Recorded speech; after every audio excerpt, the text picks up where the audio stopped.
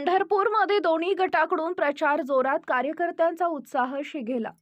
एकमेकांवर आरोप प्रत्यारोप. पंढरपूरमध्ये स्थानिक स्वराज्य संस्थेच्या निवडणुका जाहीर झाल्या आणि सत्ता मिळवण्यासाठी प्रतिस्पर्धी गट प्रचारात रमले.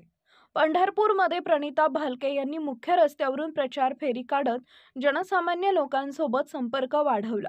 दरम्यान प्रचार फेरीमध्ये मोठ्या प्रमाणात तरुणांनी सहभाग नोंदवला, तर भाजपकडून नगराध्यक्षपदाची निवडणूक लढवणाऱ्या श्यामलताई शिरसाट यांनी त्यांच्या कार्यकर्त्यांनीही सोशल मीडियाच्या माध्यमातून प्रचारास सुरुवात केली आहे. पंढरपूर नगर परिषद सार्वत्रिक निवडणूककडे संपूर्ण जिल्ह्याचं लक्ष लागलंय.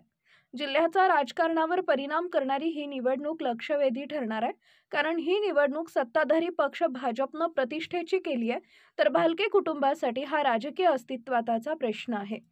थोडक्यात विजय हुकल्यानं पराभवास सामोरे जाणारे भालके यावेळी आपली पूर्ण प्रतिष्ठा पणाला लावून मैदानात उतरलेत.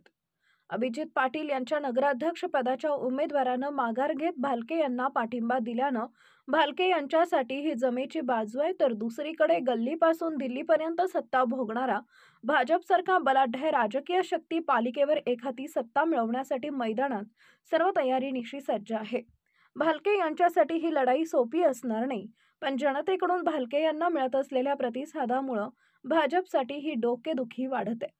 एकूणच काय तर 2 तारखेला मतदान आणि 3 तारखेला मतमोजणी होईपर्यंत वातावरणात गारवा असला तरी राजकीय चर्चांमध्ये दाहकता कायम राहणार आहे.